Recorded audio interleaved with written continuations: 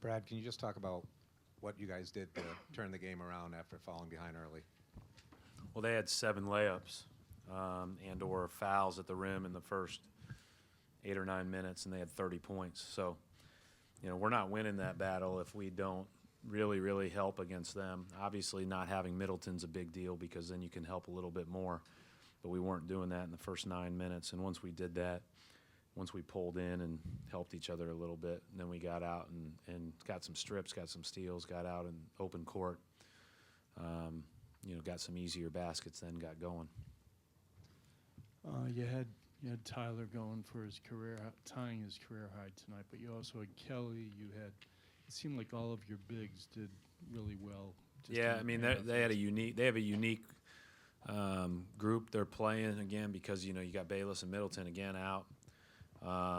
And Carter Williams out as well, and so they've got more bigs, and so they end up playing probably more of a 4 at the 3 for most of the game, and so we ended up matching that and playing big. That was one of the first times all year you matched big instead of matched small, and so I thought that group at the end did a pretty good job, really end of the third quarter all the way on, of maintaining that.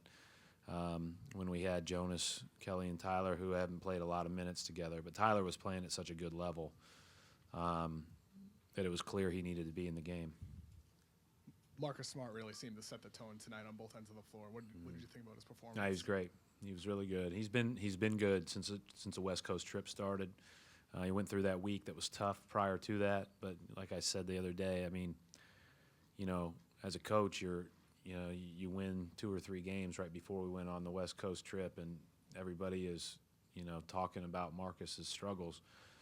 You know Marcus is going to play better. So I'd say, you know, it was you know, a little bit of adversity that led to better things, and I thought he played well again tonight. We're going to need all those guys to play well tomorrow. I think, you know, Atlanta's playing as well as anybody in the East right now. Brad, the first quarter, speaking of Atlanta, human nature being what it is, was it possibly a little bit of looking ahead when the game first started? No, I didn't think so. I mean, our guys have played against Giannis and Jabari and Monroe, and those guys at one time or another in every game we've played have completely dominated the game. So our guys weren't looking past those guys. I mean, they know who's on that team, and they know how physically talented and how good they are. So no, I just think you saw Giannis at a big time level in the first quarter. That had a lot to do with it.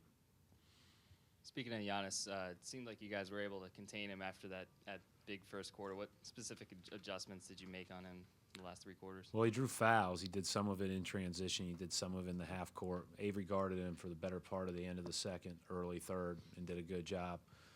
And then he fouled twice and ended up with 5 fouls. That was probably the best thing that happened. Not in the game, but I think that he's a big time talent. I mean, and the comfort level that he's playing with the ball, and then now shooting the ball. I mean, what, he had 4 threes today? How many do you have coming into the game? I think it was 10% of his shots total, and that's actually ratcheted it up from the last time we played him. So it's a big deal. If he starts making threes at a regular rate, watch out.